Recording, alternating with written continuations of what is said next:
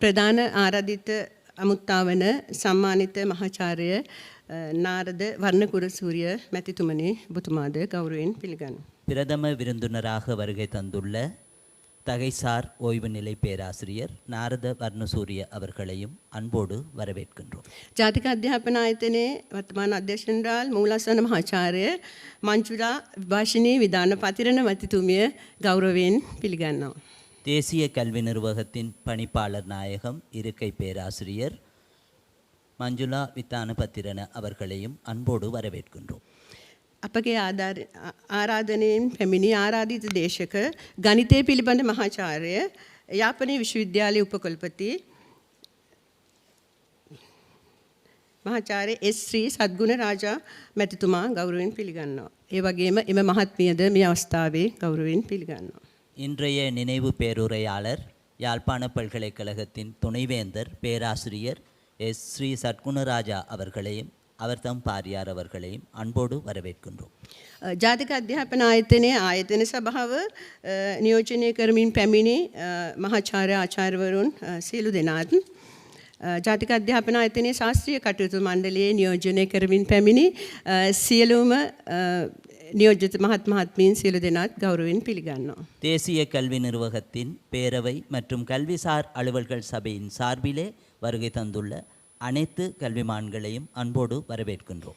ඒ වගේම ජාතික අධ්‍යාපන ආයතනයේ හිටපු අධ්‍යක්ෂ ජෙනරාල් මහත්මීන් අධ්‍යක්ෂවරුන් නියෝජ්‍ය අධ්‍යක්ෂවරුන් සහ කාර්ය මණ්ඩලය මේ අවස්ථාවේ ගෞරවයෙන් පිළිගන්නවා. தேசிய கல்வி நிர்வாகத்தின் முன்னைநாள் பணிப்பாளர் நாயகங்கள் பிரதி பணிப்பாளர் நாயகங்கள் பணிப்பாளர்கள் உள்ளிட்ட அனைவரையும் அன்போடு வரவேற்கின்றோம். ඒ වගේම පෙර පැවති CWW කන්නංගර දේශනයේ පැවැත් වූ දේශකතුමන්ලාද මේ අවස්ථාවේ ගෞරවයෙන් පිළිගන්නවා. கடந்த காலங்களிலே இடம்பெற்ற நினைவு பேருரை நிகழ்த்திய கல்விமான்களை නියෝජනය කරමින් පැමිණි අතිරේක ලේකම්වරුන් අධ්‍යක්ෂවරුන් සහ කාර්ය මණ්ඩලයේ සියලු දෙනාත් මේ අවස්ථාවේ පිළිගන්නවා. கல்வி அமைச்சின் சார்பிலே வருகை தந்துள்ள மேலதிக கல்வி பணிப்பாளர்களையும் ஏனைய பணியணியினரையும் අன்பෝடு வரவேற்கின்றோம். ජාතික අධ්‍යාපන ආයතනයේ නියෝජ්‍ය අධ්‍යක්ෂ ජෙනරාල් මහත්මීන් අධ්‍යක්ෂවරුන් ඇතුළු සියලුම කාර්ය මණ්ඩලය මේ අවස්ථාවේ ගෞරවයෙන් පිළිගන්නවා. தேசிய கல்வி நிர்வாகத்தின் பிரதி பணிப்பாளர் நாயகங்கள் உள்ளிட்ட பணிப்பாளர்கள் மற்றும் උද්‍යෝගතர்கள் අனைவரையும் අன்பෝடு வரவேற்கின்றோம். වගේ විභාග කොමසාරිස්තුමිය සහ විභාග දෙපාර්තමේන්තුව නියෝජනය කරමින් පැමිණි සියලුම නිලධාරීන් මහත්මීන් මේ අවස්ථාවේදී පිළිගන්නවා. பரீட்சைகள் ஆணையாளர் நாயகம் மற்றும் அவர்களை பிரதிநிதித்துவம் செய்து வந்துள்ள அதிகாரிகளையும் அன்போடு ජාතික අධ්‍යාපන කමිෂන් සභාව නියෝජනය කරමින් පැමිණි සභාපතිතුමා ඇතුළු කාර්ය මණ්ඩලයේ සියලු දෙනා මේ අවස්ථාවේදී පිළිගන්නවා. தேசிய கல்வி ஆணைக்குழுவை பிரதிநிதித்துவம் செய்து வருகை தந்துள்ள தலைவர் உள்ளிட்ட பணியணியினரை අன்பෝடு வரவேற்கின்றோம். ඒ වගේම සියලුම විශ්වවිද්‍යාල නියෝජනය කරමින් පැමිණි මහාචාර්යවරුන් ආචාර්යවරුන් ඇතුළු සියලු දෙනා ගෞරවයෙන් පිළිගන්නවා. அனைத்து பல்கலைக்கழகங்களையும் பிரதிநிதித்துவம் படுத்தி வருகை தந்துள்ள பேராசிரியர்களையும் கலாநிதிகளையும் අன்பෝடு வரவேற்கின்றோம். මධ්‍ය විද්‍යාල නියෝජනය කරමින් පැමිණි සභාපතිතුමා ඇතුළු කාර්ය මණ්ඩල සියලුම නිලධාරීන් මේ අවස්ථාවේදී ගෞරවයෙන් පිළිගන්නවා. மத்திய கல்லூரி சங்கத்தை பிரதிநிதித்துவப்படுத்தி வருகை தந்துள்ள பிரதிநிதிகளையும் අன்பෝடு வரவேற்கின்றோம். ජාතික අධ්‍යාපන විද්‍යාපීඨ නියෝජනය කරමින් පැමිණි පීඨාධිපතිවරු නියෝජිතවරුන් කතිකාචාර්යවරුන් සහ ගුරු මහත්මීන් පිළිගන්නවා. தேசிய கல்வியற் கல்லூரிகளை பிரதிநிதித்துவம் படுத்தி வருகை தந்துள்ள பீடாதிபதிகள் உபபீடாதிபதிகள் மற்றும் விரிவுரையாளர் பெருமக்களையும் අன்பෝடு வரவேற்கின்றோம். ඒ වගේම පළාත් අධ්‍යාපන අධ්‍යක්ෂවරුන් කලාප අධ්‍යක්ෂවරුන් සහ කලාප නියෝජනය කරමින් පැමුණු සියලුම දෙනා මේ අවස්ථාවේ කාර්ය මණ්ඩලයේ සහ මහත්මීන් පිළිගන්නවා. அவ்வாறே மாகாண பணிப்பாளர்கள் வலய கல்வி பணிப்பாளர்கள் மற்றும் கல்வி அதிகாரிகளையும் අன்பෝடு வரவேற்கின்றோம். වගේම කන්නංගර මධ්‍ය විද්‍යාල නියෝජනය කරමින් පැමිණි සියලුම මහත්මීන් මේ අවස්ථාවේදී පිළිගන්නවා. கண்ணங்கர மத்திய கல்லூரியை பிரதிநிதித்துவம் செய்து வருகை தந்துள்ள අன்பர்களையும் வரவேற்கின்றோம். ඒ වගේම පාසල් නියෝජනය කරමින් පැමිණි ගුරු මහත්මීන් පාසල් දරුදරියන් සියලු දෙනාද මේ අවස්ථාවේදී ගෞරවයෙන් පිළිගන්නවා. பாடசாலை மாணவ மாணவிகளையும் අன்பෝடு வரவேற்கின்றோம். අපගේ ආරාධනාව පිළි අරගෙන මෙතෙන්ට සැපැමිණි ගෞරවනීය පිරිස මේ අවස්ථාවේදී අන් සියලු දෙනාම පිළිගන්නවා. යම් ගැන කියන්න මට අමතක වුණා නම් සමා වෙන්න. මේ අවස්ථාවේදී අපිත් එක්ක Zoom තාක්ෂණය ඔස්සේද සම්බන්ධ වෙන කණ්ඩායම් ඉන්නවා. ඒ සියලු මහත්මීන් සහ මේකට සඳහා අපිට සහයෝගය දක්වන සියලුම දෙනා ගෞරවයෙන් පිළිගන්නවා. சூம் தொழில்நுட்பத்தின் ஊடாக இவ்வேளையிலே இணைந்து கொண்டுள்ள அனைவரையும் அன்போடு வரவேற்கின்றோம். 35 වෙනි කන්නංගර අනුස්මරණ දේශනය ජාතික අධ්‍යාපන ආයතනයේ විසින් පවත්වනු ලබනවා. ඒ සඳහා විවිධාකාරයෙන් අපිට සම්බන්ධ වෙලා සිටින සියලුම නියෝජිතයන් නැවත වාරයක් මම පිළිගන්නවා. බොහොමත්ම ස්තුතියි. இந்நிகழ்வுக்கு பங்களிப்பு செய்கின்ற அனைவரையும் மீண்டும் ஒரு முறை வரவேற்கின்றோம்.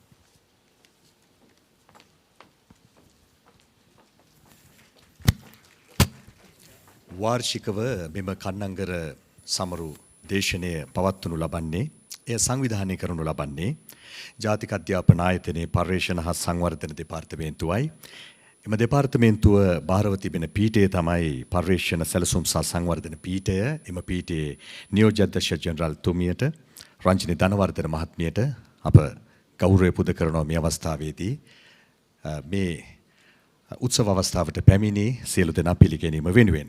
එමනම් අප මීළඟට ආරාධනා කරන්නේ මෙම ශාස්ත්‍රීය උත්සව සභාවේ ප්‍රධාන ආරාධිත අමුත්තා ලෙස මෙය වර්ණවත් කරන්නට මෙම අවස්ථාවට සැපමිනි සම්මානිත මහාචාර්ය Narada Warnasuriya මහත්මයාට.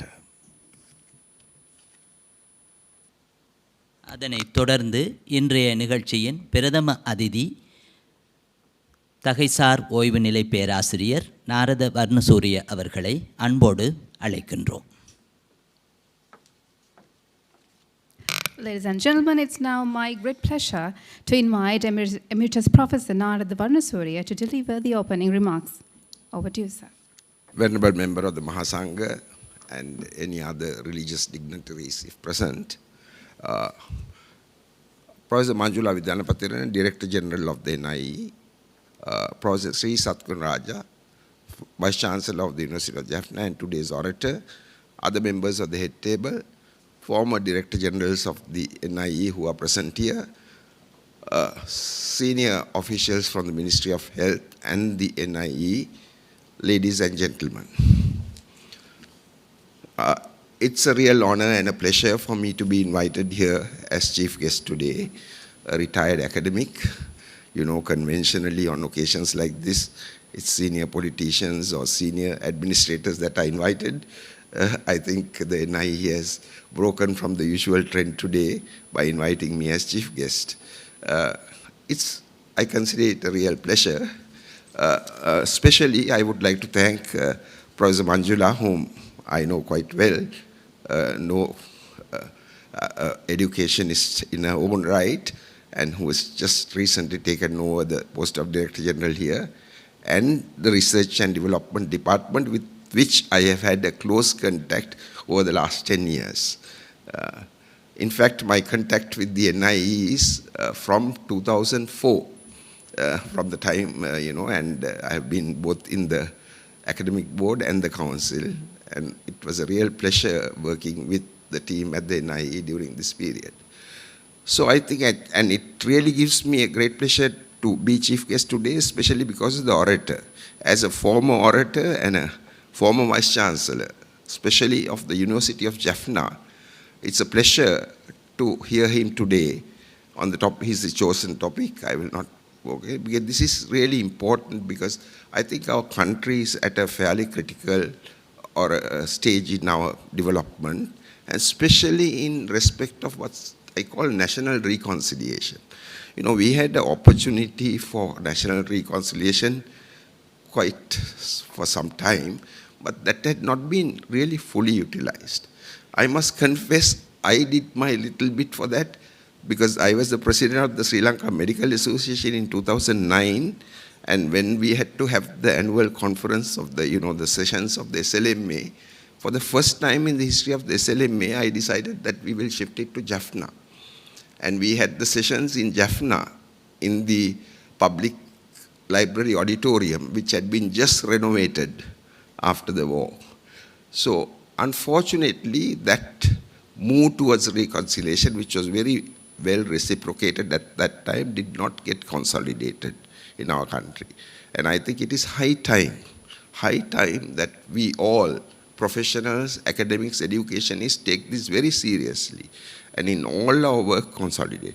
Because I must say in this respect, as a member of the Standing Committee of General Education of the NEC, I was very much disturbed when a highly respected academic and outstanding personality in Sri Lanka proposed that there should be a separate NIE for the North and East. This was, of course, it was not accepted by the majority, but it hurt me to feel that that was even proposed. But there was a justification. There was a justification because, especially because of lack of staff and other things, some of the tasks that have to be done in respect of those sections were not adequately performed by the NIE. I hope they have rectified that to a great extent, because even say in planning a teacher guide or developing a curriculum, it should never be a case of Sinhalese first and then translate to Tamil. There are so many instances where it could be the other way around, depending on the subject or whatever it is. And I hope that that process has commenced and consolidated in the NIE.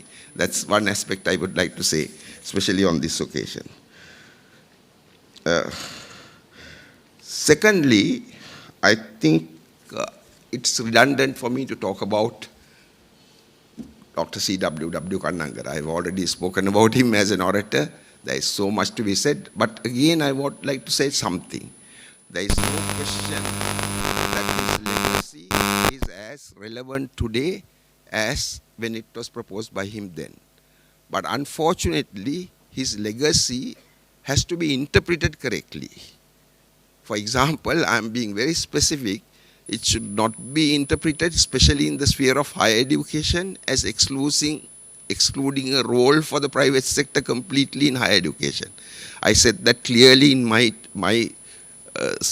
topic was the role of the state in higher education, but I referred to the complementary role of the private sector in higher education, even in my speech that was in 2009.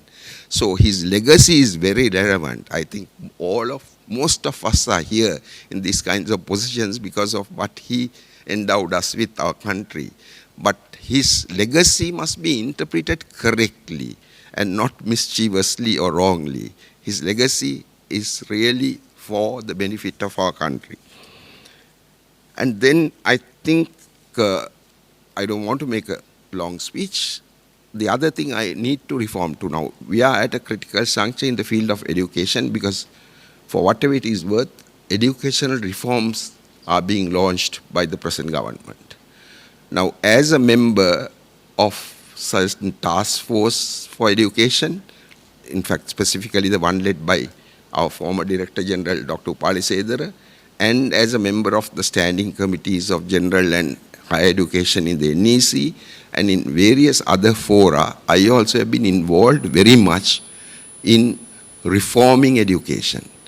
And I must say, I think in my own, although I do not know the details of the reforms now, I think overall the reforms that are being proposed encompass most of the ideas that were discussed by those former bodies. This is not exclusively some political thing of one government or the other government. It should not be in fields like health or education. There should be a continuum. And I really hope that is what it would be. And that task, because as the implementing agency, especially for curricular reform, the NIE carries a heavy load. And I'm proud to say, having associated with the NIE, I'm fully confident of the competency of the staff in the NIE to carry that load. But they have to do it in a responsible way, and especially if the reforms, though intended well, are not pragmatic or not implementable, it is for them to guide the political decision makers about any inadequacy or any necessary change in direction, not necessarily a reversal. So I'm telling this, I think at my age I can afford to be candid and say what I have to say. I think this is very important. I think implementing these reforms correctly are very, very urgently needed, and it is necessary, and I hope the NIE gives leadership to especially the specialist teachers, etc., who are in the outer ring of this NIE in implementing these reforms.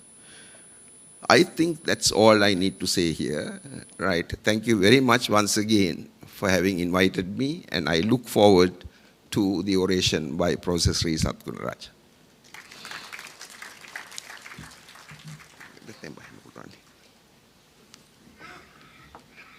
I made one small omission. I forgot to refer to the family of Dr. C.W.W. Kannangara, who is seated there. I should have addressed them.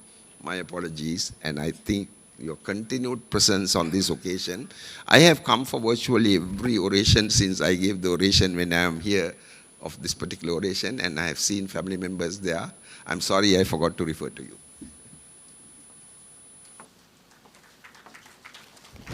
On behalf of the NI, we extend our heartfelt thanks to Emeritus Professor Narada Varnasurya for delivering the opening remarks and sharing your valuable insights with us.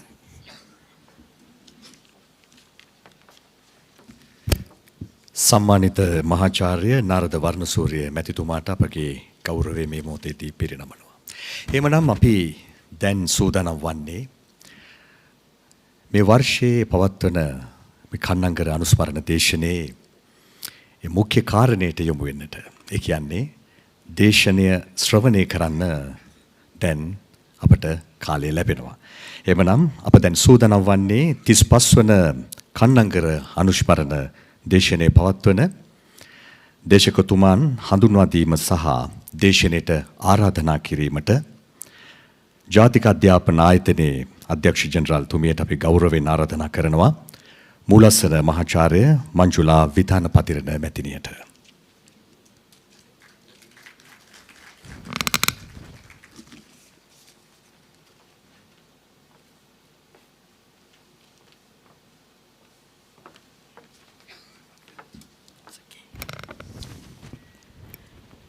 අයිබෝවන් ඔබ සියලු දෙනාටම මහා සංඝරත්නයේ අවසරයි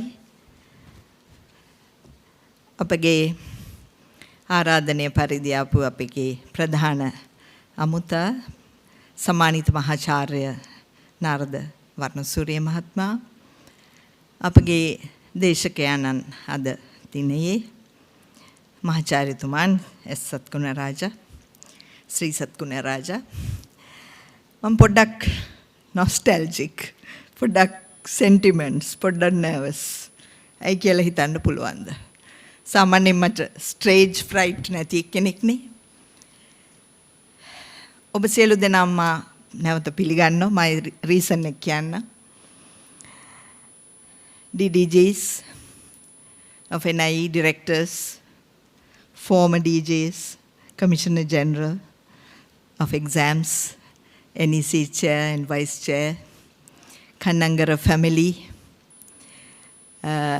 directors, and my colleagues of NIE. Nostalgic, hey. ඔළුවට එන එක නවත්තන්න බෑ පළවෙනි කන්නංගර දේශනය. පොඩි ළමයෙක් assistant project officer එහෙට මෙහෙට දුවලා කන්නංගර දේශනය කරන්නට මහාචාර්ය ජේ ජයසූරි මහත්මයාගෙන් ඒ දේශනයට ලෑස්ති කිරිල්ල my colleagues from former research department some of you are here අමතක කරන්න බෑ ඒ කාලේ ඉඳලා අද කිවෙනි එකද රංජිනි 35 පළවෙනි එක මහාචාර්ය GB. Gunawardena මහත්මයාගේ අනුදැනුමෙන් DA. Perera මහත්මයාගේ DG. අනුග්‍රහකත්වයෙන් ඒක අපි පැවැත්වුවේ මෙතරම් කාලයක් මේ සිදු වේවි කියලා එදත් මට හිතුණා ඇත්තටම එහින්දා මම acknowledge කරනවා former DG පුටුවේ වාඩි වෙච්ච අයට continue කරා ඒ සියලු දේම ලස්සනට. ඒ හැම දෙයක්ම continuation, sustainability හුඟක් වැදගත්. ඒ නිසයි මම nostalgic උනේ. මට ඒක මතක් වෙන එක නවත්තන්න බැරි නිසා. ඒ පොඩි ළමයෙක් හැටියට අවුරුදු 20 ගානක තරුණ ගැහැණු ළමයෙක් හැටියට ඒ ඔෆිසර් කෙනෙක් හැටියට ඒක ඕගනයිස් කරන්න මට තිබූ ශක්තිය අනුව ඒට වැඩ කරපු හැටි මට දැන් මතක් වුණා. I wish to just mention a few points before I introduce the speaker today. One thing that I want to endorse is the continuation of the contributions made by the former coalitions, academic affairs boards, national education commissions, councils, and the former directors, DDGs of NIE, who led the discussions on the education reforms, have culminated today to be ready to get launched in 2026, 1st of January. So Professor Varnasurya was telling that this was not all of a sudden a mushrooming thing that we are going to implement. Certainly, sir, it is not so. So I wish to acknowledge all the contributions made by the former experts, dignitaries, administrators, to make this happen in reality. Still we are struggling, sir, to get this into a reality. And the current directors, DDGs, lecturers, everybody, even the non-academic staff, they're, putting their maximum effort to get this, I think as you mentioned, it is something that you really wish for. People say, you said that you are not much aware of it, but I'm sure once you know something more of that than you did before, you will endorse this in your best possible manner.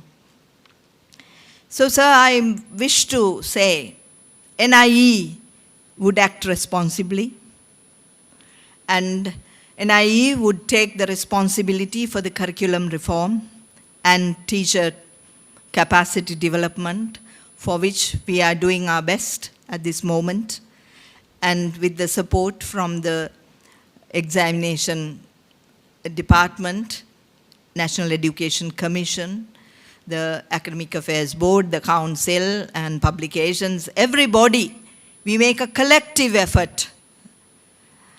We are not working in silos. Our Prime Minister, Dr. Amarasuriya, has made it as a collective effort because she wants us to work in collaboration, and she has been very much successful to get it done in that way, getting consent from and collaboration from all the parties.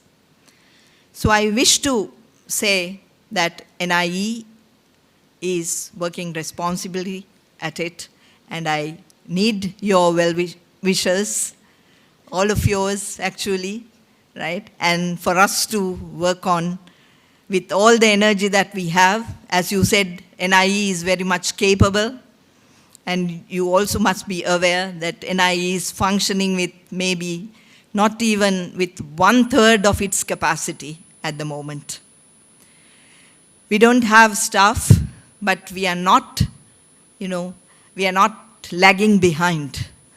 All of us are working day and night to get it through. So that's it on reforms. So about our orator today. I've known Professor Sivakolondu Sri Satkunaraja personally, professionally. He's a very nice person before I introduce him from his academic profile. one of the best persons, unassuming character, down to earth, one of the best persons I have met in my academic career. So Professor S. Sri Sadgunaraja is Professor in Mathematics, the Vice Chancellor, University of Jaffna. So he served the institution with distinction since August 2020. I hope it's okay to tell your age, sir. 25th March 1961, the age that I was also born.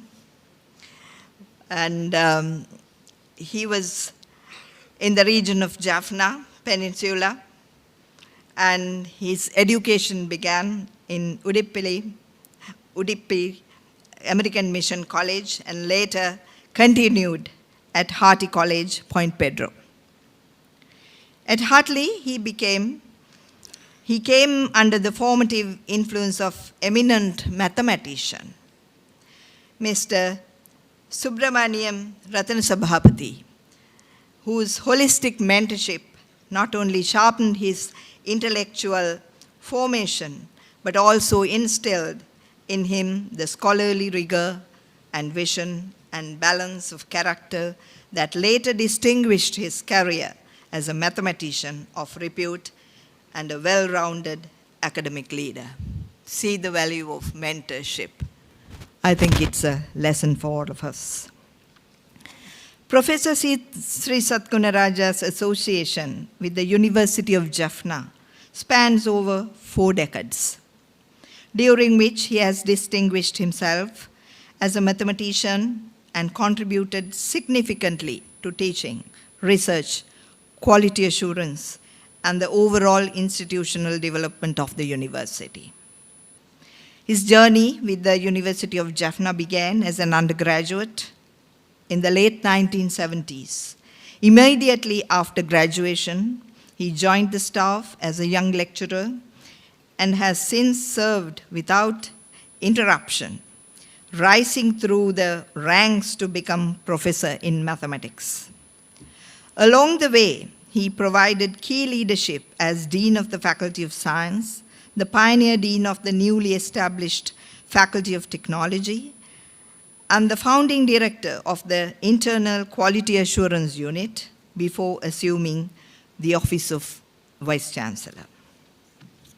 A first-class graduate in mathematics, he earned his PhD at the Heriot-Watt University, Edinburgh, specializing in the asymptotics of the heat equation for polygonal domains. He also holds a postgraduate diploma in education from the Open University of Sri Lanka, not limited to academic excellence. He is also an outstanding athlete, excelling his sports during his undergraduate years and later contributing to the development of sports culture and infrastructure as a coach and manager, leaving a lasting impact on student life. His international academic exposure is extensive. He served as a visiting research fellow at the University of New South Wales, Australia, was a Commonwealth Research Fellow at the University of Bristol and Heriot-Watt in UK, and participated in the prestigious study group with industry at the University of Oxford in 1989. Nationally, Professor Sri Sadgunaraja is regarded as one of the foremost resource persons in mathematics education in Sri Lanka. For many years, and continuing to this day, his experience has been sought by Ministry of Education, Examinations Department, where he has played a pivotal role in shaping mathematics curricula, strengthening assessment systems, and guiding quality assurance initiatives. His long-standing service has helped improve national examinations, build teacher capacity, and raise the overall standard of mathematics education in the country. He was also a member of the Arthur C. Clarke Institute of Modern Technologies, extending his service beyond mathematics into science and technology. His public presence is equally impactful, with speeches that weave together philosophy, smart spiritualism, and STEM education and social empowerment. He has been a keynote speaker on multiple occasions, including twice of the convocation of the National Institute of Education and at the Sri Lanka National Library Association. Internationally, he has been recognized with prestigious fellowships and awards, including Commonwealth Fellowship and the Young Mathematician Award from the International Mathematical Union. A respected teacher, a researcher, athlete, a visionary leader, Professor Sri Satkunaraja continues to inspire generations of students and academics, embody a vision of education that transforms both individuals and communities. Inspiring leadership character of Professor Siva Kolundu Sri Satkunaraja. I invite you for this session, lecture, in memory of our leader, Dr. C.W.W. Kannangara.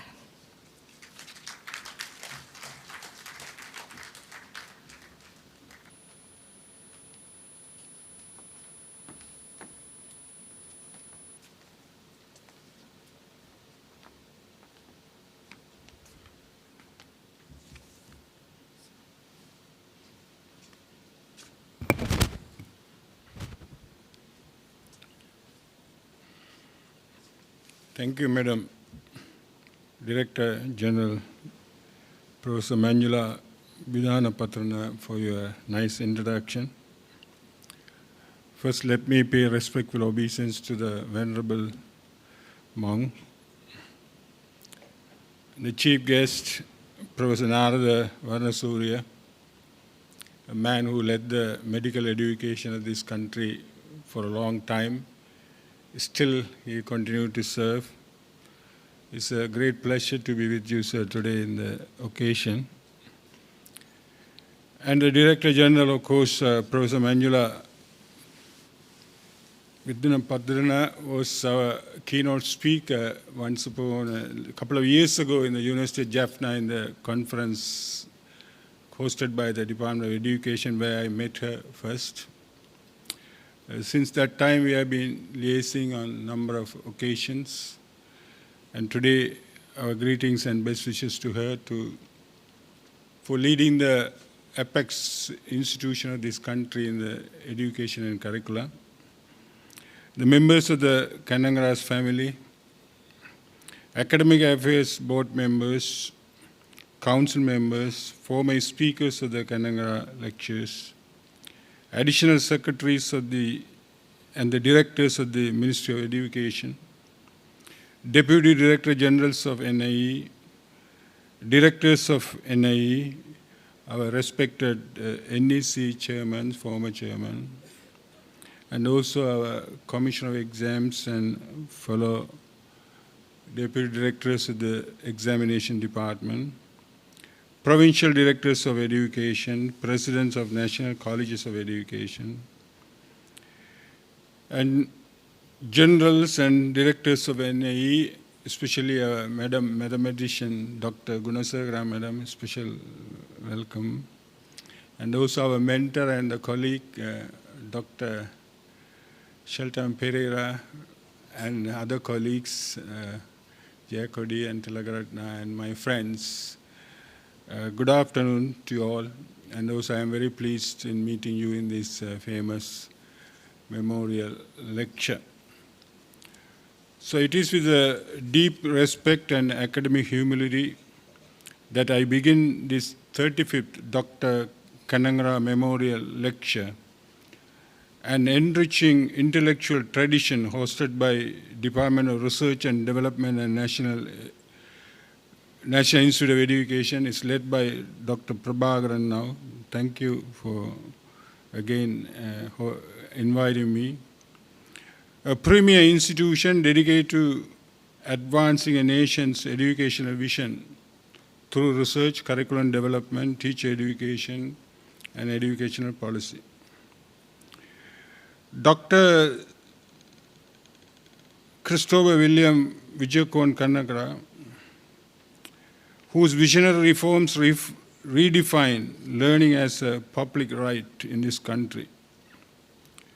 Dr. C.W. Kannangara Memorial Lecture Series, inaugurated in 1988, was conceived by the NIE as a national forum for commemorating, evaluating, and extending the intellectual legacy of Sri Lanka's fathers of freedom education, free of education. The lecture series initiated by NIE is more than a ceremonial remembrance. It is an ongoing commitment to interrogate the present and anticipate the future through the ethical and educational ideals of Dr. Kannangara.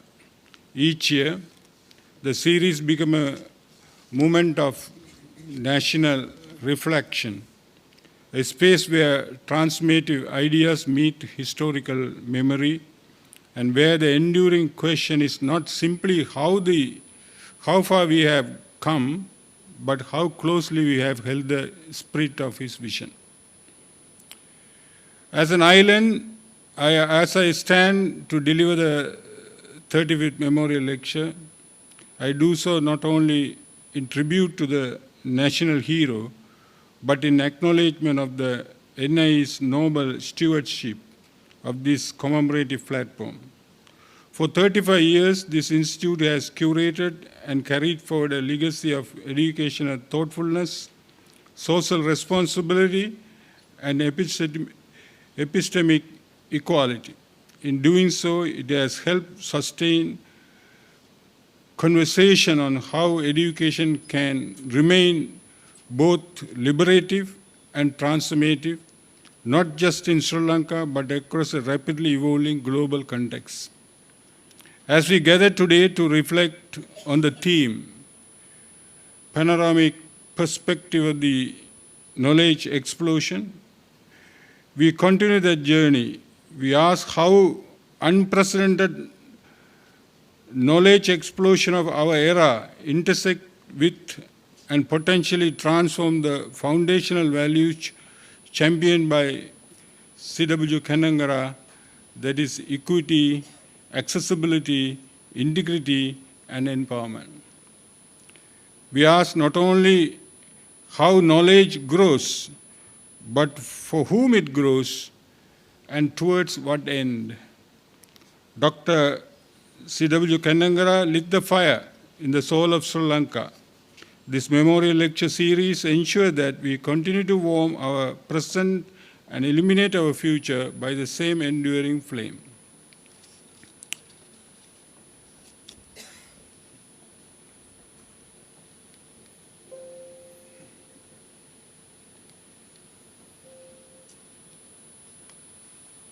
Slide 2, please.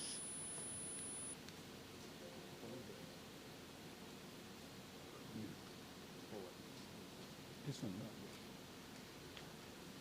So in Sri Lankan context, before engaging with the concept of knowledge explosion and unpacking its panoramic implication for education, it is imperative to first situate the discussion within the specific contours of the Sri Lankan context. Meaningful engagement with the knowledge dynamics and education reform cannot occur in abstraction. It must be grounded in the historical, socio-political, economic, and cultural realities that shape how knowledge is produced, accessed, and applied in any given society. Sri Lanka, with its deep civilizational heritage and rich educational tradition, offers a compelling case study in this regard. From ancient temple-based learning system to the current situation, the country's education system reflects an ongoing negotiation between indigenous knowledge, institutional reform, and global educational trends. Understanding this background is essential for assessing how Sri Lanka can respond to the contemporary knowledge explosion, a phenomena that challenges the adaptability of traditional curricula, question the inclusivity of the digital infrastructures, and calls for redefinition of learning outcomes. By placing Sri Lanka's educational trajectory within its broader socio-political, economic, and cultural frameworks, a necessary foundation is placed for rethinking education in an era marked by unprecedented knowledge proliferation and transformation.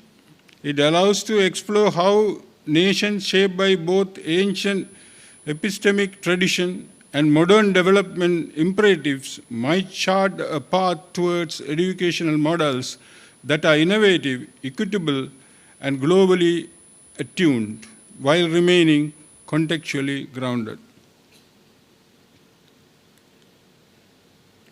So in this book manuscript given to you, there are 9 chapters. So it's very comprehensive, 70 pages. So it's not my style to read from the manuscript, I will never do. So I am going to move some informal talking. So way of what is inside this book. Yeah, Menaka madam also there, welcome. So there are many topics: introductory phenomenon, knowledge explosion, historical foundation, There's all our handouts are given to you in all 3 languages. Yeah, we are human beings. What is our desire? Normally my master asks me. It's a desire to know. Even if you give a kid a toy, they will play for a while. After that, they break it to see what is inside of it. So desire to know. So in Jaffna, we dig wells to draw the water to quench a thirst. So thirst for knowledge is innate,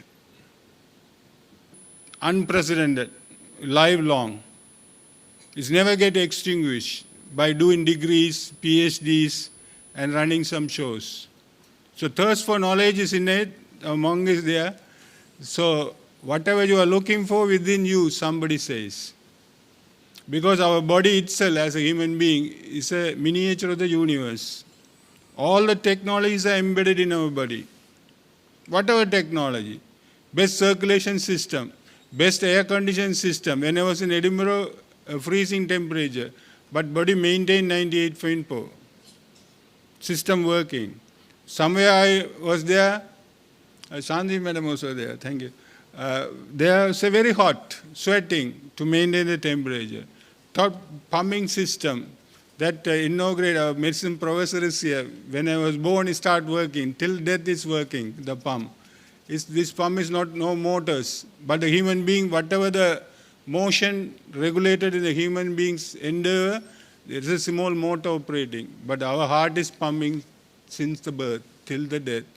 So entire purification system, osmosis system, circulation system, reproduction system, digestive system, all are embedded in our body at the same time is originated from one point singularity, the Big Bang. The universe originated. The element came out of it, space. Space. It was a concept earlier, space and time are different. Now under the modern theory of relativity is a knowledge explosion happened during the beginning of the 20th century. Einstein, he said time is not independent from the space. They are mixed. So my body clock started as Manjula madam said, 65 years ago in mother's womb as a single cell embryo. Now expanded. How is expanded? Trillions and trillions of cells in my body. How it's come? Is anybody regulated it? And wonderful system is operating. So we have a desire to know. We came here to know. We are an intellectual being.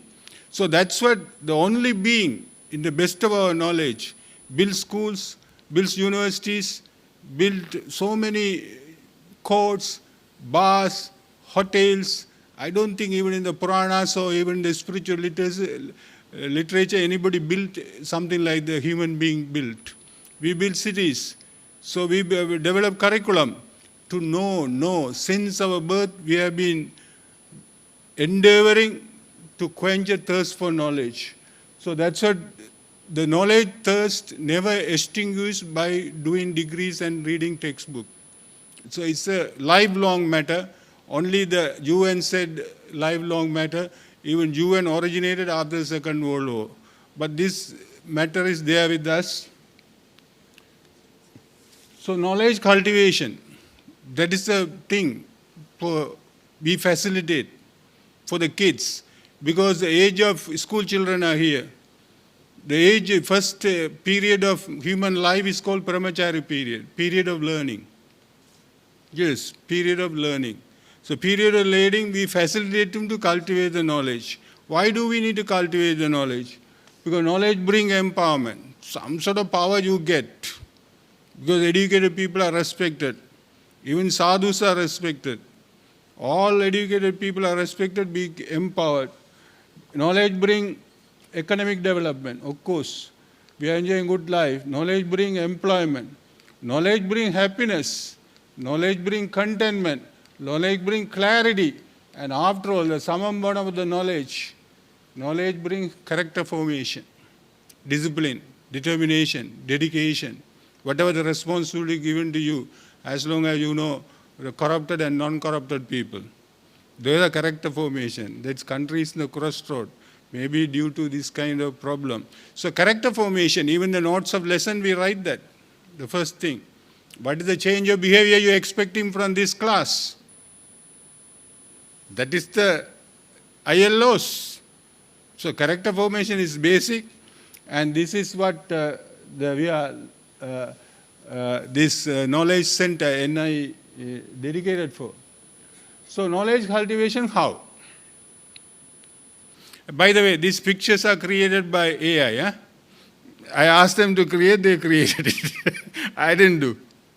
Yes, I only spoke to the phone, said I want a picture that give you the hearing from the master. It gave you brown and black. Then I said, change the color. It did. So you understand the AI works, because I am not good at drawings. Now I don't need to look for any image from Google. The AI did the color. So hearing from the master. Master is important. One lit candle can light 1,000 unlit candles. 1,000 unlit candles cannot lit even a single candle. Today we started with the lighting the oil lamp. So that's what the teacher training is all about. I know most of the NI people, they began their career as teachers, then they elevated themselves. Hearing from the master, I'll go to any knowledge system. The Guru, Mada, Pida, Guru. The Guru, Guruvarak. So it's nicely said in Sinhala. So hearing from the master, knowing from the material. So textbooks are important. I'll have a system. Next slide will tell you whether it's the monks or spiritual endeavors or material endeavors or mundane knowledge or spiritual knowledge, you need this too. Then the third one, realizing from the practice. In the mathematics, in every chapter we have exercise. Now I think our chief guests recommend exercise only after you get into trouble. They go to the doctors prescribe. But in mathematics, in kindergarten, from universities, we have exercise. So exercise there to realizing from the practice. Even for the spiritual domain also same. I'll come back later. So these three things are important. My master used to tell me 3 M's. Master, material, meditation. Meditation also is a kind of practice. So this is what cultivation, how. Then the knowledge systems. Today is very interesting because AI all are coming under this system. One is called ascending system. Last century has been wonderful. It has produced now smart boards, smart classroom, smart kids, information highway is open, this artificial intelligence system is brought in, all happened in last 10 years, last 100 years. Even Professor Medicine is here. Even the blood infusion for human beings were not known, the blood groups 100 years ago. Simply they infused blood from one man to another man, because I was attending the blood transfusion days. So transfusion done just from one man to one man without a group, 100 years ago. Now how we develop, that is a knowledge explosion. In medical, science, engineering. Now we built materials. You look at the materials here, all are different. Even there was no electricity 300 years ago, 200 years ago. Now look at how the Europe would look like without electricity. Now the heaven for people. No, America exists 300 years ago. America was happened to accidentally. The Columbus was driving to India. Then his passage was driven in a wrong direction, not had a GPS system or anything like that. So he ended up with another place where he saw the red people. Then he saw red Indians because he wanted to go to India. You call them red Indians. That's the way the America came. Then America now, how they have produced things. So I'll say mission generated system. I'll go immediately. This is an ascending system. Not accepting any authority. You may call them atheists, no problem. Trying to find out truth by own experiments. I know, it's all done. Even NIA, I saw the science engineering division. There are a lot of missionaries there. A lot of experiments are done. So not assuming anything. So hypothesis should be tested, validated. So that is epistemic knowledge. Validated and rigorously analyzed. Justified knowledge. That is epistemic knowledge. So then ascending system gained through evidence-based STEM knowledge. STEM play a big role in even statistics. Statistics is actually came to existence after the Kolmogorov put the foundation for statistics. A mathematician gave a foundation. All earlier statisticians are mathematicians. So they gave a foundation. Now statistics used everywhere. It's a gambling anyway. So people play with the cryptocurrency and lose their entire wealth. No time. Yesterday I saw in the Facebook one of my technicians in the hospital died because he lost all the money in the crypto business. So he committed suicide. So this kind of environment, statistics also kind of environment, not fully justified. It's if you look at the probability definition, tossing a coin, you don't know which way it comes. It's half. So this is the thing. So ascending system, STEM, and science, engineering, technology, medicine, agriculture, even the invention of urea 150 years ago. After the urea invention, the population growth in the world was different. You were fed. The German scientists, they found it. So this ascending system, you're all well aware of it. Then this is a descending system. This is Sri Lanka is famous for. Sri Lanka is by constitution is supposed to, take priority to Buddhism. So this is the only country in the world supposed to preserve this tradition. That's originated maybe in the Gaia, India, but it's a place, country committed. So it's a descending system. So accepting revealed knowledge coming from disciplic succession, gained through revelation, Guru Parambara, indigenous medicine, yoga. Now everyone after it. And also astrology. And also indigenous medicine, Ayurveda, Unani, Siddha. People with even when Srima Bandaranaike, the first honorable prime minister, when she had arthritis, she tried everything in the world, Singapore, America, everywhere. Finally ended up with the Vedamadhya. So how they maintain, even I had a problem with some migraine pain. Then handy oil by the Vedamadhyas, finish. So these are coming from revealed structures, not from experiment done from the laboratory. There's a system, abundance of knowledge there. In the Vedas, they call it. Even one man's lifetime is not enough to learn that. It's common to all. Don't say the Buddhists, Christians, Islamists, Hindus. No, these are originated from man-made division, like Sri Lanka, India, Pakistan. These are man-made boundaries. This planet for human beings. Humanism is important. These are for all. Sun is for all. Seas are for all. Mountains are for all. Rivers are for all. Not this district boundaries, provincial boundaries and all this. These are man-made things. Revealed scriptures also, Old Testament, New Testament, all are for all. Plenty of things are there. So that is descending system. Now the mission generated system is a new system. I want to spend time on this because STEM and the thing. So machine generated system is actually, you may call it AI, but this machine came into existence after the Second World War, the discovery of the, electronics, semiconductors. When my professor was a student at the Imperial College, he was doing some simulation for electromagnetic, Professor Tandrigoda's friend, electromagnetic anomalies. His computer is size of this auditorium. Valves are operating. Now the computers are in our palm.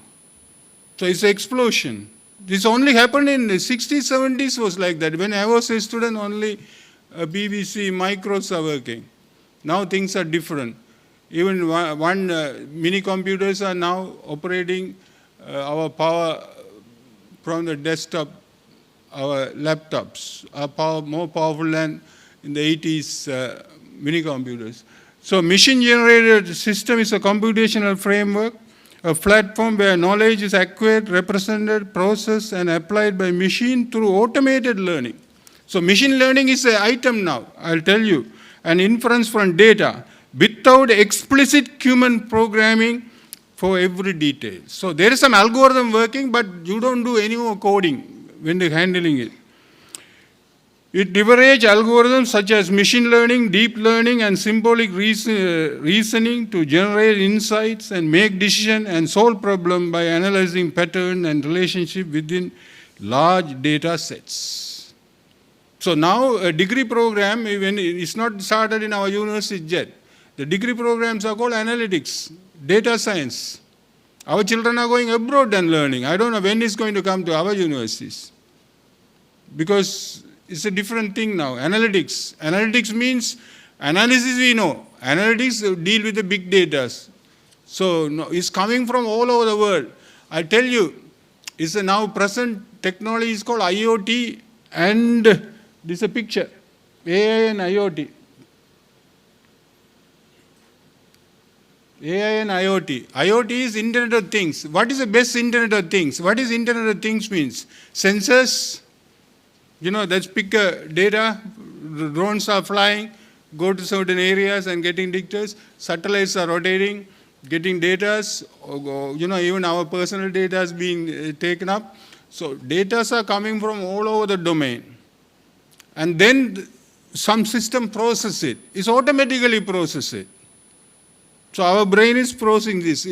We have senses, one of the beautiful senses ever made. Our eyes are unbelievably good. Our ears are unbelievably good. Our nose, unbelievably good. Our tongue, don't describe it. It can taste so many things. Consciousness. When you put something on the tongue, then immediately segregation happens in the, in the stomach to process it. That's a system. All are interconnected. And then we action. Jayasuriya bat with no split second. Blast it off.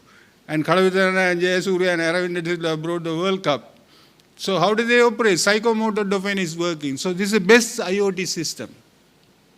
Sensors, processor, and action. Now they are saying the robots are working. Fine. They are mimicking. So that is the IoT. Then the AI. AI, the versatility will come. So machine-generated knowledge system, these are the features, because I want to spend time on this, because these are different. What are the attributes? Data-driven foundation. Knowledge is acquired by processing large data sets rather than innate understanding. Algorithmic processing uses computational models. Knowledge is derived using algorithms, rules, and models. Now they say large language models. And those are the ChatGPT and all other similar things. So scalability and speed. Scalability means when you overload with the system, some system crash. But the AI system, no, that will adjust itself.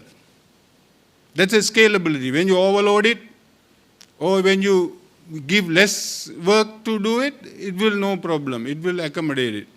The scalability and the speed are unavailable. Why the ChatGPT is famous compared with the DeepSeek and Gemini? Because the process is so fast. So far, entire computational development start from a mathematician called Turing.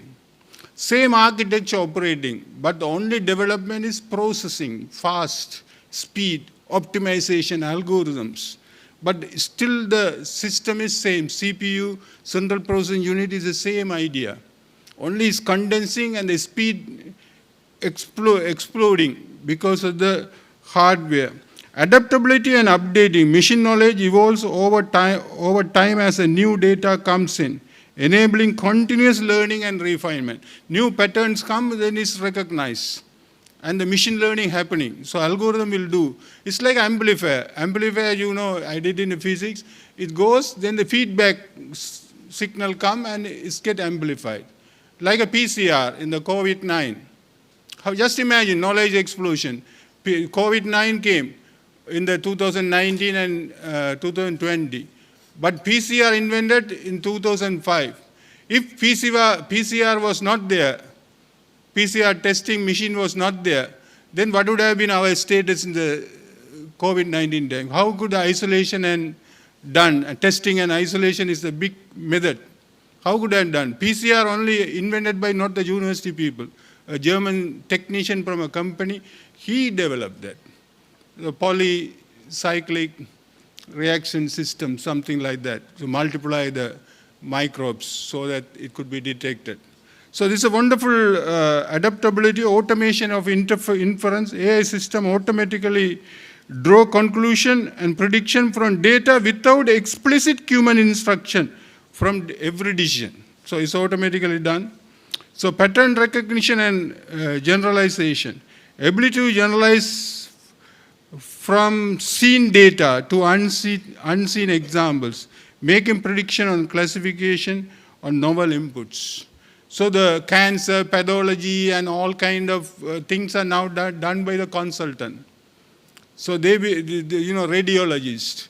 So now AI is going to do. Recently I saw a program, one of the top American IT man was talking, he's the advisor for World Bank, Harvard Universities, BMW, Infosys, everybody, IIT graduate from India. He said AI is saturated. It's now working because it's keep on learning and showing, but all the algorithms and setups are saturated. So only now matters why the ChatGPT is performing well or some others are performing well, because of hardware, because of the speed. Now they say AGI will come. Now the AI is just cannot match human beings. Human being consciousness, emotions. My master used to tell me information technology, IT. IT means it, inanimate. You can't animate. You can play with the chess player, but it can't get intimidated. But it's tirelessly working. The algorithm working. So one day we'll get beaten because in so many moves it can do.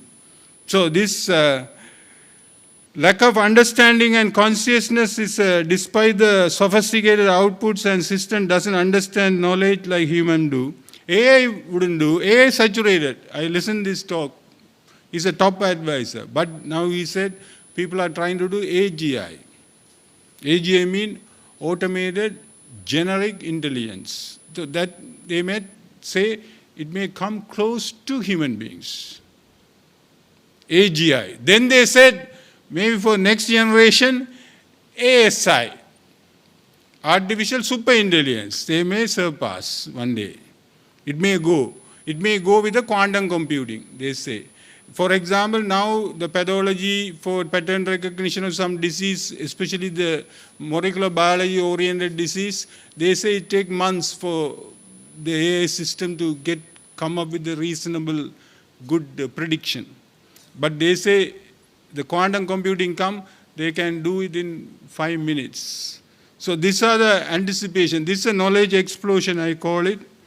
So whatever the knowledge explosion, task specificity and domain dependence, because machine knowledge is often specialized, trained, or particular task or domain rather than general understanding. So this is, I forgot to place this slide. So these are the attributes. You can see, even I asked ChatGPT to give these attributes, they gave it. So that's the thing. Because how is this happening? Because all this knowledge are in the somewhere in the corner. Now in this world, 8.5 billion people. 8,500 billion people. All are connected. Never been before. I don't know, Facebook or Twitter or whatever. All are connected now. You know, we ask the conference, we say, connecting the dots. Now the scientists are coming and connecting in a conference. Now everyone is connected. 8,000 million people are connected this way or that way because of the digital revolution. Digital inclusion already happened. So because it's connection, they are sharing. They are sharing music, they are sharing YouTube videos, they are sharing ideas, they are sharing writings, they are sharing some model papers somebody is sharing with us. There are so many sharings are happening.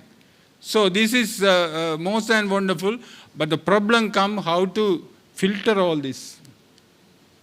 So this is a thing, another thing. The molecular biology, explosion, gene modifying. You see very nice coconut, yeah, very young age. Flourishing with this fruit production. Traditional coconuts are there, but the only problem, it will die off after 3 years. It won't do after 3-4 years. Our Sri Lankan farmers got deceived because our people recommended this kind of coconut. They planted this. After 2 seasons, it dies off. My friend in the agriculture chemistry used to say, I asked him why this short breed, the paddy has come. My mother time this was like this, 6 months, now 3 months. He said people are eating 3 months and die also early. My grandfather lived 94 years old without no problem. Now people get heart attack when the age of 34 because they are eating the short span product. So these are, without any consequence, people are introducing this. So these are one of the issues, the hybrid system. This is the most important system. Everyone, this is the most important system.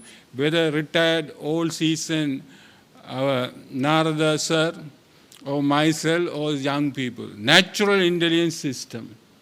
Natural intelligence system, I already told you, 65 years ago, I was in my mother's womb as a single cell embryo. I took a passage, 10 months inside the womb, outside the womb, schooling, it's going on. My body clock working like a big bang. The real universal clock started. Now the universal time is 4.5 million years. 4,500 million years, 4.5 billion years. According to the science, 4.5 billion years our sun has radiating and half-life time gone. According to the scripture also same. Half-life time of the sun gone. So this natural intelligence system is operating for us. There, the universe is in my body.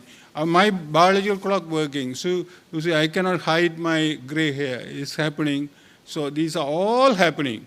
So natural intelligence system governing the nature, reverse the complex set of natural laws. I'll read it.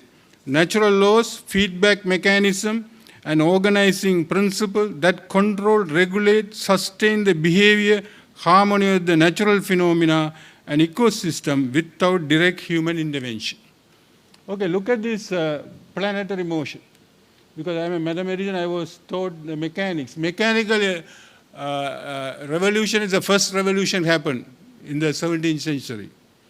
Not chemical, electrical, mechanical. Okay, top mechanical system is operating. Now we are mimicking this and getting the satellites orbit. The sun is in the focus. Focus only mathematicians understand. Okay, if you put a bulb there, parallel beam come.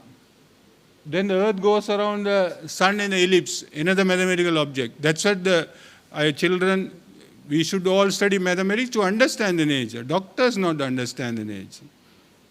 Not chemists understand the nature. Because what is ellipse? Who is going to describe this? What is focus? No, it is there. Whether only mathematics came to existence 300, 400 years ago, 1,000 years ago. Again, I'll tell you an incredible thing on this motion. You know, the average velocity of this earth, the big mass, it goes not in the same speed. When it's, it only sweeps the area same. That is a fundamental law. Average speed of the earth around the sun is 107,000 kilometers per second. Even, unprecedented speed. Even the bullet from a rifle goes 1,000 kilometers per second, kilometer per hour. Even top guns works 3,000 kilometers per hour. Earth goes around the sun. You can check in the Google or AI. 107 kilometers per hour. Who set this motion? Okay, to set this motion, we go to the satellite and put the arm and put them in the motion, giving the initial angular momentum. Then under planetary motion, the preservation of angular moment is there because the central force system. Who gave this? First hand. And also, I tell you, in physics, even the modern physics, why you never going to achieve, not worry about the AI and UI and PI, ASI. Natural intelligence system far ahead of us. No way we are going to understand this because, in the planetary system, our ancient people developed almanac.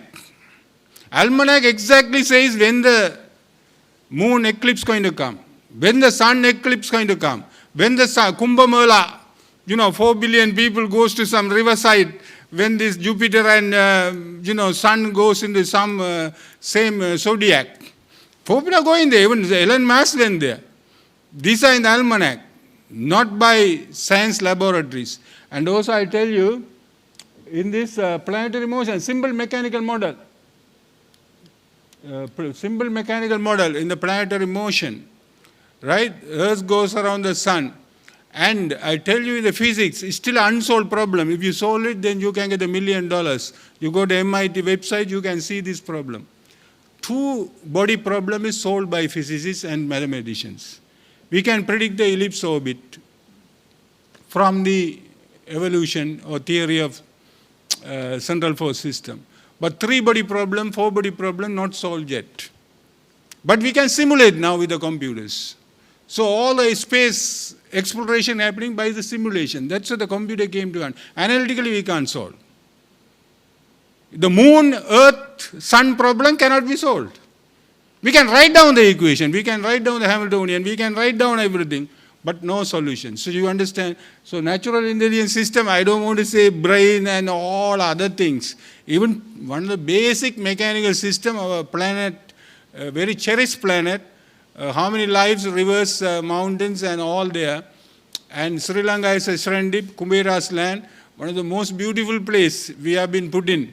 So we have a short stay here. People talk about reconciliation. Come on, celebrate your life, whether reconciliation or not. Even they put in the prison, it still is the best place. Come on, because it's so wonderful, blessed, this planet. No evidence for any other planet, for any other life. So look at the ecosystem of Earth. Contribute to rocks weathering, heat, islands, and so on. I'll tell you one thing. Now the modern technology is called clouding. Modern technology is called clouding. Who named it? Why did they name it? Clouding, iClouds. Now everything is clouding. It's done in clouding. How is it done? 1 million kilometers away, a sun is there, a nuclear reactor. That nuclear reactor is a fusion reactor. Man not yet made it. Our nuclear reactor is a fission reactor, making with a high element, radioactive element. Sun is operating with hydrogen. We only made the hydrogen bomb, not the hydrogen reactor. So sun is radiating. Electromagnetic dynamics, we now part of our life for mathematician. The James Clerk Maxwell unified Am's law, Ohm's law, Faraday's law, Fleming's law, put it together. That's what today we need to unify the knowledge in the knowledge explosion system. Then the sun radiates. The radiation come and hit all the ponds, drainage, ocean, all rivers, and evaporates. Particle by particle, particle by particle, particle by particle, slowly done, invariably done. That is the knowledge cultivation is all about. It's a nanotechnology. It's slowly done. Not you can give knowledge by showing your hand like this, like some saint or some swamis do. No. It's slowly done from kindergarten till your last age. Then the clouding done, particle, form the clouds. Then the season come, Maha season is coming now, pouring in. So that's the way it's done. So clouding done, so it's a wonderful arrangement. So we mimic those details and we develop our clouding system. So the clouding system is, and also the problem with the clouding system is now the man-made factories and all these, the plants are there. They do the photosynthesis with the sun. So sun is the one we salute. In Tamils we do the Pongal. It's saluting the sun. That is called Pongal. It's come January. So I don't know. This Sri Lanka is very celebrated Pongal.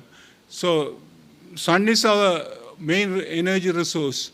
From there plant convert. Now what we did our factories after Industrial Revolution. We pollute the clouds. Now acid rain comes. And so many green house effect come, ozone layer got depleted, and all kind of associated problem comes. Where now they say climate change. Because of the climate change, they don't make a relief or not, they make a lot of money. Lot of research done, lot of talking done, lot of conference done, but continue to evaporate and pollute this. So this is our basic natural intelligence system. Today I told about ascending system is an explosion last 2 centuries. Descending system, already the monks are here, priests are here, swamis are there, Old Testament are from ancient time, descending knowledge is coming in. Then the computer generated systems are generating a lot of features and pattern recognition and algorithm and fusing the knowledge and giving new lot of ideas. If you want a poem, you don't need to call anybody. Just call the computer, it will give you a poem. You give a context. So it replaces so many things. Replacing consultants, it giving you consultancy. People have problems. Sometimes if they cannot meet the doctor, they go to pharmacies and get the advice. Now they get the computer and get the advice. So this is the thing. So I don't know, my time collapsed. So natural intelligence system. Oh. No, why? I'm going other way around. Yeah, sorry. It's okay. So introducing knowledge explosion, conceptual grounding, it's a boring printing press came in 15th century, and also there are so many other things are happening. So you can see in my notes. I tell you one thing. When the radio come, people thought the newspaper will go out of business, but never happened. When the TV came, people thought radio will go out of business. No, you will see the TV, the pictures and the commentary, never happened. Then the internet came and all other media service come, people thought TV go. No, all simultaneously exist. So in this way, whatever the new panoramic perception important. So panoramic perception is philosophy, science, digital ethics, education and spirituality. So these are the things actually give you the perception. Because we are human beings, I tell you one thing, we have a physical existence. Our body is there, made of wonderful arrangements. Then we have an intellectual existence, because a physical existence animals have. Animals have eating, sleeping, mating and defending. No, that is not basically animal life. But we have an intellectual being. So we have a desire for listening music. We have a desire for kind of inventing things, making our best home, auditoriums, and so many arrangements, automobiles, moving, traveling, flying. So intellectual being. And then we are emotional being. We are social being. We have a universal being. So all the aspects have some perception. So this is what the panoramic perception, I coined the word. And then the knowledge doubling curve. I am a mathematician, I'll tell you, in your computers, in your calculators, there is a number called E. The E number only advanced level math student can understand, not the biology students also left out. But in Australia, mathematics is compulsory for all A-level students. English is compulsory for all the A-level students. Here, our NIE, I don't know when they are going to bring that. Yes, in Australia you are copying mathematics for all, A-level, at least 2 units. So E is a number, exponential. That's also broken now in the knowledge explosion. The exponential decay is only, say, the half lifetime. So doubling in a constant time, knowledge doubling. But knowledge doubling is taking place according to the literature, first 25 years, now 2 years, the later 2 years. Now the knowledge doubling occurred in 18 months, now in 30 days. Knowledge doubling in every aspect. But the problem with the knowledge explosion is a lot of fake things also coming. So knowledge explosion taking place, how do we need to cope with this? Overloaded the entire system. The repositories are exhausted. So repositories are everywhere, it's connected. So it's a volatile now. A lot of how to filter this, that is a big challenge now. So rethinking knowledge in 4 disciplinary lenses. So knowledge explosion, defining a civilizational shift. Knowledge explosion is a non-linear, accelerated, often destabilizing growth of knowledge driven by technological change and interdisciplinary convergence. So information, knowledge are 2 different things. The true challenge, explosion is not just about having more data, it's about increasing difficulty in critically managing, evaluating, applying that knowledge ethically and meaningfully. As a Vice Chancellor, why should I pay $5,000 to the Authenticate software to detect plagiarism and fake publications? Who is doing it? Undergrads? Maybe lecturers? So we are paying money to detect that. So a lot of misleading information disorder age also there. So that's what the rethinking of knowledge is important. So epistemological perspective that is validated and tested. The AI system generate insights via data-driven inference and social impact, religious spiritual frameworks, and scientific perspective. These lenses remind us not all knowledge is measurable and not all wisdom is empirical. So there are things, you can't test it. So for example, in Sri Lanka, we all pay some sort of offering to the ancestors. How do you justify this? In Hindus, Buddhists, all Christians, we all pay harvesting day offering. So this wisdom is there. It's not empirical. So how do you going to, because that sort of things also coming in the AI. Even now the consultation could be done there. So panoramic perspective of knowledge explosion and transforming education. I'll read this. Knowledge explosion reshape not just quantity, but the complexity and connectivity of ideas. Shift from fixed discipline to a dynamic networks of knowledge co-authored by AI and digital system. Education must move from information delivery to transformation learning, nurturing critical, ethical, and adaptive thinking. Global issues like climate change demand cross-interdisciplinary wisdom. In Sri Lanka, free education provides equity, and next challenge is responsible digital engagement. To integrating indigenous and contemplative tradition, enrich knowledge with the wisdom and meaning. Transforming education means creating a new living ecology of learning, guiding humanity to understand better, act wisely, and live meaningfully. So knowledge as a power and paradigm. So this is knowledge as a power, because, superpower is basically a knowledge power. Economic power, G7, G3, Japan, these are power, and also identity and knowledge. Paradigm shift came, the terms in science. The first, second, third, fourth, fifth industrial revolution is a paradigm shift. First mechanical, then electricity and chemical, then the nuclear, then the electronics, then now robotic and intelligent systems are working. So, and also we have some of the religious Vedantic cultural perspective of knowledge. This is also important. I don't want to touch this, but in the manuscript I have given all this, what we have been practicing in the Vedas and our Buddhist tradition. So this has been exploited.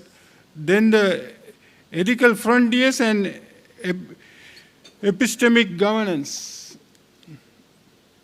So this is in our page. I want to read out because this is very important, I think. Only page. I think my time is running out. I finish it quickly. No worries. I read out this one because ethical frontiers of the knowledge, why it matters.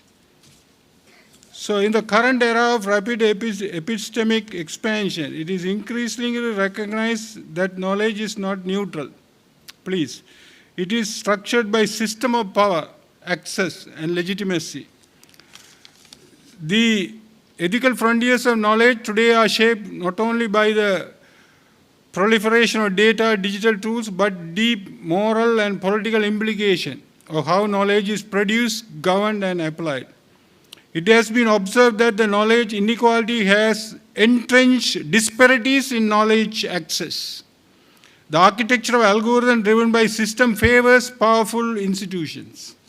Even the world ranking of the universities is done according to their metric. Overseas student, that place, this place, and put in the thing. Knowledge is no longer edited solely by scholars, but is increasingly by machines whose output reflect the bias encoded in their data. Algorithmic injustice and documented by scholars like Noble has perpetuated discriminatory practices, demonstrating that digital infrastructures can reinforce rather rectify inequality. Meanwhile, the rise of surveillance-based knowledge, they are watching us. Sometime my friend got some warning from somebody because, they detect and scam and all kind of things are there. Meanwhile, the rise of surveillance-based knowledge regimes has brought new ethical dilemmas. Individual intellectual autonomy is being compromised as personal data is harvested, analyzed, and used in the name of efficiency and personalization. Knowledge that once promised empowerment is being redirected towards manipulation and control. It has become evident that transparency, consent, accountability must guide the governance of digital knowledge system. The issue of epistemic injustice further complicates the ethical landscape. Testimonial and natural exclusion, as articulated by somebody, the indigenous, feminist, and non-Western knowledge system remain underrepresented. Despite their potential to diversify and enrich global understanding, a just epistemic order cannot be established unless multiple ways of knowing are recognized as valid and coexistence. So this is one of the implications. I think my time ran out, so these slides are going. Now I go to Sri Lankan. Challenges in Sri Lankan education, although other lot of things are there. So challenges in Sri Lankan education, access and absorption. So literacy rate is 92%. University enrollment 20%. India 27. Malaysia 44. South Korea 90. South Korea, all the product comes, Samsung, LG, and all top, even most of the American things are done in South Korea anyway. Underinvestment, now the GDP 2.8 for education, defense around 39. But we don't fight with anybody, I suppose. Yeah, our military, armed forces size is bigger than United Kingdom. So, underinvestment is true. Anyway, Even Madam says NI is under staff. Even total staff strength is 150 cadre. Even that is under staff. So, okay, structural bottlenecks, overwrought memorization in the business, even parents and teachers, this memorizing all kind of thing, recalling aspects of the education only practice. Outdated based curriculum means, I told you, the analytic data science and all kind of new things are coming. So limited tertiary capacities and weak technical and vocational education training pathways. So youth unemployment, brain drain and social frustration are there. Strategic imperative for transformation in Sri Lanka, reinvestment, raise education spending to little reasonable. It's a UN standard, this 5-6%. Curriculum reform now is happening from rote learning to competency-based. Competency-based they say, but curriculum reform not only happen to the students and the books, it's happen to the entire personnels who are carrying out this task. It's a huge task because teaching professionals into many 100,000. Inclusivity, strengthen rural and estate schools, digital transformation, AI blended learning, data literacy, higher education reform, expand universities and regulate private sector. Regulate private sector. Those students coming with 3A to state universities are not getting the class, only second lower. But they are doing the offshore offering in duplication road, they are getting the first class, but they never enter the university. Yes, it's a good question. Offshore, now the Westerners are selling degrees. And all are paid and getting good classes. And, their performance. So regulate the private sector, brain gain strategy, fellowship for study work opportunities, indigenous ethical integration. That's now the madam also says, fuse cultural tradition with global trends, lifelong learning, modular and flexible education pathways. So toward unified ecology, so new educational philosophy, lifelong, ethical, communal learning, beyond jobs, nurture, empathy, moral imagination, civic responsibility is very important in the knowledge explosion area because otherwise they get lost. Sri Lanka's pluralistic heritage offers Buddhist prajna, Vedantic Paravidya, Islamic and Christian indigenous insight. The goal is not to know more, but to understand deeply and live meaningfully. I told you character formation and support our existence. Our Buddhist society, I don't need to tell about dharmic chakra. What is dharma? Adharma, is destroys. Dharma support existence. So what is the best dharma in the world? Vidya dharma. Imparting knowledge. So support our physical existence, support our intellectual existence, support our emotional existence, support our social existence, support our universal existence, even support our existence after death. So that has to be incorporated. Goal is not to know more, but to understand deeply. Call to action. Reimagine education as a transformative force. Align Sri Lanka with the post-disciplinary, pluralistic, ethically attuned global future. Transforming education, recalibrate education from rote to critical thinking, from centralized to inclusive, from information heavy to wisdom centered. True transformation lies in integrating values with the knowledge, technology and humanity and global flows and local wisdom. When after teaching planetary motion, people told about the glories of the nature. Otherwise it's boring.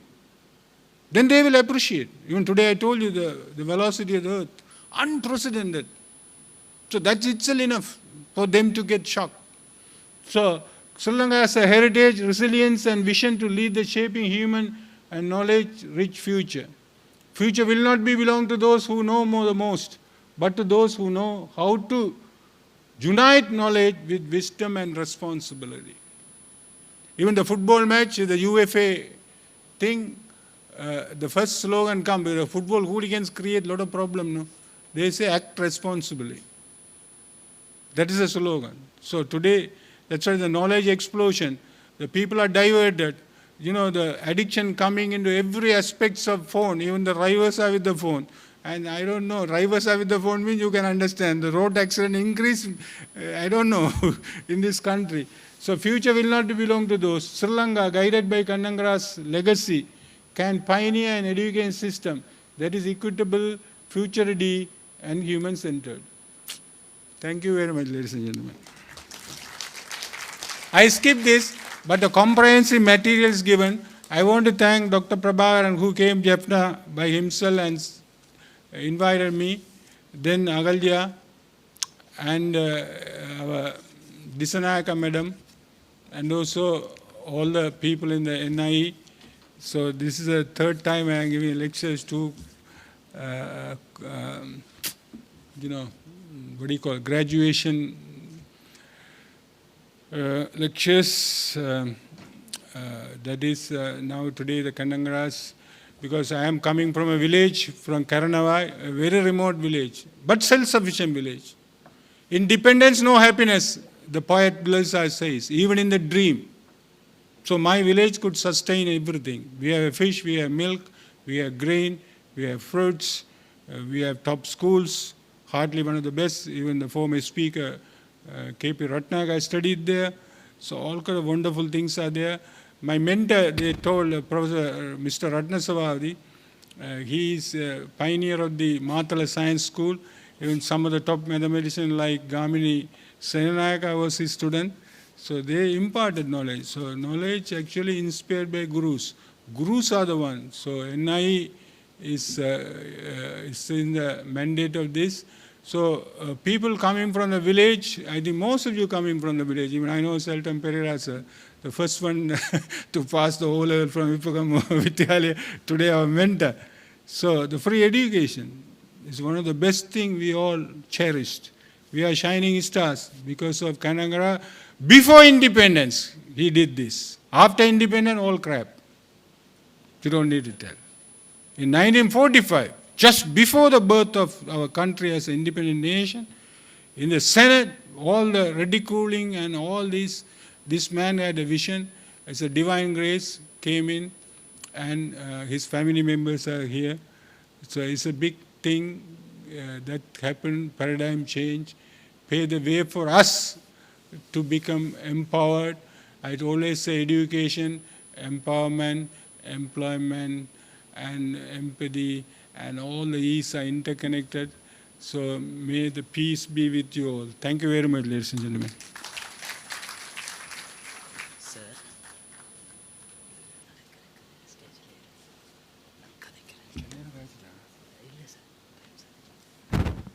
காத்திரமான நினைவு பேருரையை நிகழ்த்திய யாழ்ப்பாண பல்கலைக்கழகத்தின் துணைவேந்தர் பேராசிரியர் S. Sri Sathgunaraja அவர்களுக்கு எமது நன்றிகள். தொடர்ந்து நினைவு பேருரையாளர் கௌரவிப்பு தமிழ் கலாச்சாரத்துக்கு இணங்க நடைபெற இருக்கின்றது. பேராசிரியரை பொன்னாடை போர்த்தி கௌரவிப்பதற்காக பணிப்பாளர் நாயகம் பேராசிரியை மஞ்சுளா வித்தானபத்திரன் அவர்களும், பிரதி பணிப்பாளர் நாயகம் திருமதி ரஞ்சனி தனவர்தன அவர்களையும், பணிப்பாளர் கலாநிதி எஸ்.கே. பிரபாகரன் அவர்களையும், சிரேஷ்ட விரிவுரையாளர் திருமதி நிரோஷா திசாநாயக்க அவர்களையும் அன்போடு மேடைக்கு அழைக்கின்றோம்.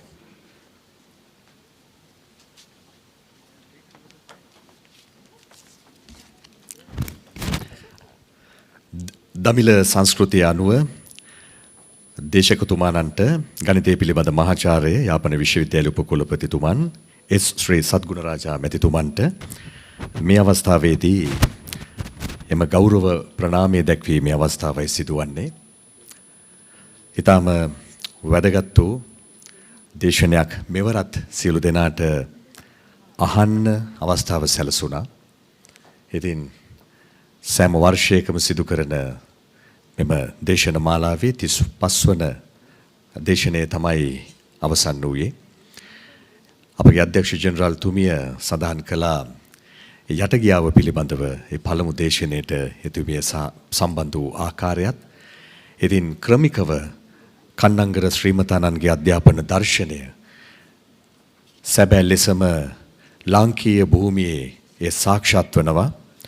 නිදහස් රාජ්‍යයක නිවහල් මිනිසුන් වෙනුවෙන් නිදහස් අධ්‍යාපනයේ දොරකවුළු විවර කිරීම සඳහා කන්නංගර මැතිතුමන් ශාල සේවාවක් සිදු කළා.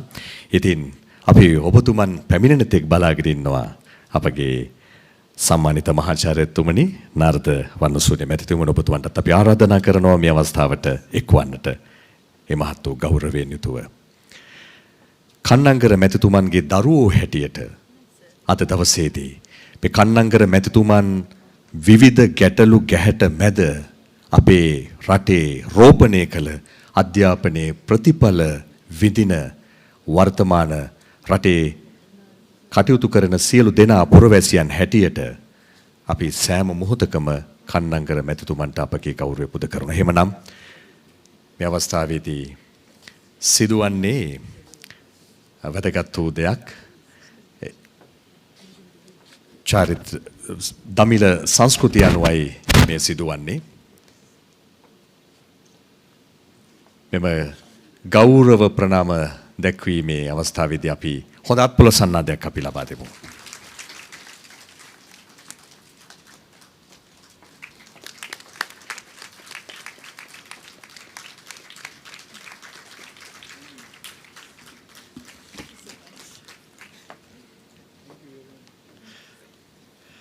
එමනම් අපගේ ගෞරවය පුද කරනවා නැවතත්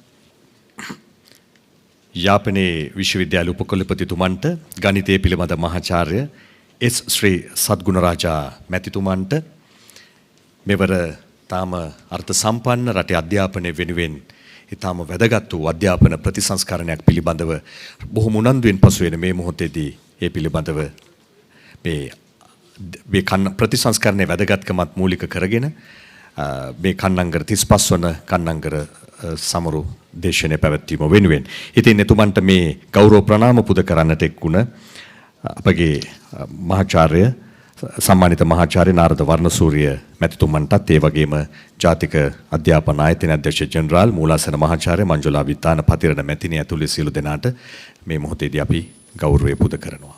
හොඳයි එහෙමනම් අපි දැන් සූදානම් වන්නේ ඔබ සියලු දෙනාට ස්තුති පුද කිරීමේ අවස්ථාවට කාලය වෙන් කරගන්න අපි ආරාධනා කරනවා පර්යේෂණ සහ සංවර්ධන දෙපාර්තමේන්තුවේ ජාතික අධ්‍යාපන ආයතනයේ අධ්‍යක්ෂතුමන්ට ආචාර්ය එස්.කේ. ප්‍රභාහරන් මහත්මයාට.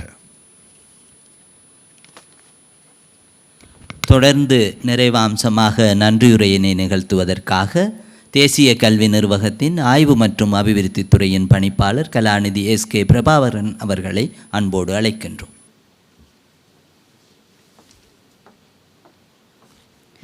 Ladies and gentlemen, as we approach the conclusion of this distinguished event, it's my honor and pleasure to invite Dr. S.K. Prabhaharan, the Director, Department of Research and Development, to deliver the vote of thanks.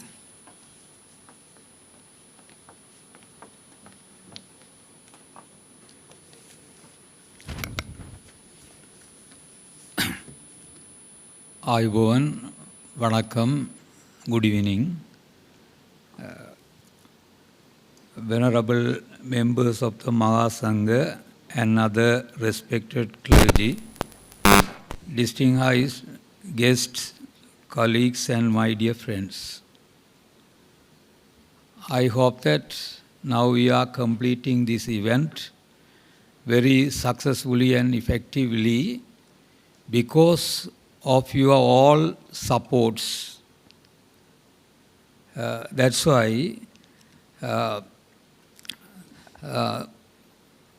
as we bring the 35th Dr. C.W.W. Kannangara Memorial Lecture to a close, I stand before you on behalf of the Department of Research and Development, National Institute of Education, to express our deepest gratitude to all who contributed to the success of this important event. First and foremost, we extend our heartfelt appreciation to Emeritus Professor Narada Varnasuriya sir for graciously accepting our invitation and honoring us with his presence today here. We are profoundly grateful to our speaker, Professor Sivakolundu Sri Satgunaraja's Professor in Mathematics, Vice Chancellor, University of Jaffna, for delivering this year's memorial lecture with such insight, clarity and depth. Thank you, sir. Thank you very much for your early coming also. And a special note of thanks is extended to the members of the Kannangara family for joining with us today here. We also take this opportunity to sincerely thank Chair Professor, our Director General Madam, Manchula Vitana Patirana, for his approval to conduct this event, and always she supports us to all endeavors. Thank you, Madam. And my special thanks to our Deputy Director General Madam, Mrs. Ranjani Dhanavarthana. She also always guides us for this successful event. Thank you, Madam. Our deep appreciation goes to Mr. Ranjit Ramanayake, former director at the Ministry of Education, for his singular translation of the written lecture, and to Reverend Professor Paul Rohan of the University of Jaffna for the Tamil translation. We are thankful to Mr. Rajitha Sampath of the Department of Printing and Publications for designing the lecture book cover and invitation.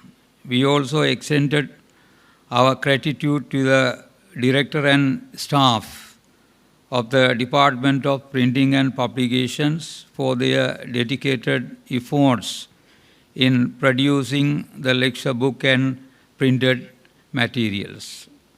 Our sincere thanks go to the Department of Electronic Dissemination for managing video recording, photography, and broadcasting, and to the Information Technology Services Unit for providing technical support throughout the event. We also appreciate the contributions of the Engineering Services Unit and the Transport Division.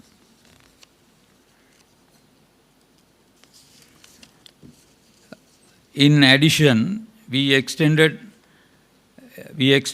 our thanks to the Department of Libraries and Museum, the Department of Finance, and the Department of Administration for their valuable assistance in arranging the facilities, including dining and the event venue.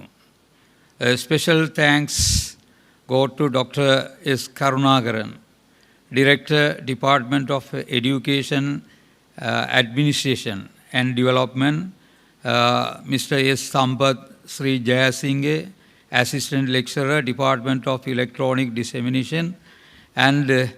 Nipuni Samarasinghe, Assistant Lecturer, Department of English, for their engaging announcements which added color to the event. We are also thankful to the media channels involved in covering today's event. Finally, we extend our heartfelt thanks to everyone who attended this event in person and to those who joined us virtually. A very special appreciation goes to the directors, academic and non-academic staff, Department of Research and Development, and the Planning Department, whose commitment and hard work in making this event a success. As we conclude, we warmly invite you all to join us for a tea ceremony. Thank you very much. Again, thank you so much for you all, for your coming and supporting. Vanakkam.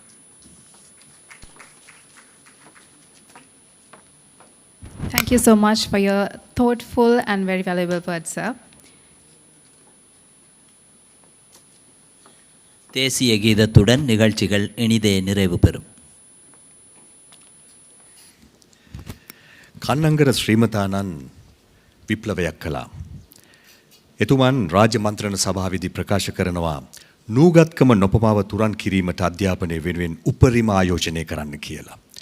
රාජ්‍ය මන්ත්‍රණ සභාවේ මේ කතාව අහගෙන ඉන්න එවකට ඉන්දියානු මහ කොමසාරිස්තුමා එතුමත් අධ්‍යාපනඥයෙක් MS ආනි එතුමන් කන්නංගර මැතිතුමන්ගේ මේ කතාවෙන් පසු එතුමව වැළඳගෙන කියනවා ඔබ ඉන්දියාවේ උපන්නා නම් ඔබ ඉන්දියාවේ මේ දේ කළා නම් ඉන්දියානු ජනතාව ඔබ වෙනුවෙන් දේවාල තනමින් සදාකාලික දේවත්වයෙන් ඔබව පුදනවා කියලා. කෙසේ වෙතත් කන්නංගර මැතිතුමනි ඔබතුමන් කළ විශිෂ්ට සේවය ඒ මෙහෙය ලාංකීය ජනතාවගේ හදවත් තුළ සදාකාලීනයි. එහෙමනම් ජාතික අධ්‍යාපන ආයතනයේ වාර්ෂිකව පවත්වන කන්නංගර අනුස්මරණ දේශන මාලාවේ 35 වන දේශන උත්සව සභාව මෙතකින් නිමවට පත් වෙනවා. සියලු දෙනාටම ජයග්‍රහණය කන්නංගර මැතිතුමන් පෙන්වා දුන් ඒ නිදහස් අධ්‍යාපනයේ තවදුරටත් තහවුරු කරන්නට අපි සියලු දෙනා අප කැප වෙමු. ජාතියට ගෞරවය පුද කරමු. ජාතික ගීය ගායනා කිරීම සඳහා අපි නැගී සිටිමු.